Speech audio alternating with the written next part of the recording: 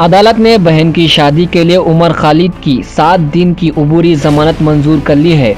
दिल्ली की एक अदालत ने JNU के साबिक तालिबे इल्म उमर खालिद को 1 हफ्ते की इंटरिम जमानत दे दी है, जो नॉर्थ ईस्ट दिल्ली फसादात से मुतालिक एक मामले में गिरफ्तार हैं। एडिशनल सेशन जज अमिताभ रावत ने उमर खालिद को 23 से 30 दिसंबर तक राहत दे दी है। इनकी बहन की शादी के लिए JNU के साबिक तालिबे इल्म रहनुमा उमर खालिद ने अपनी बहन की शादी के लिए 2 हफ्तों की इंटरिम बेल की दरख्वास्त दायर की थी। शहरियती तरमीमी एक्ट NRC और CAA के खिलाफ मुजाहिरों के दौरान तशद्दुद फूट पड़ा था, जिसके चलते उमर खालिद को दिल्ली पुलिस ने सितंबर 2020 में गिरफ्तार किया था और अब बहन की शादी के लिए अबूरी जमानत दे दी है।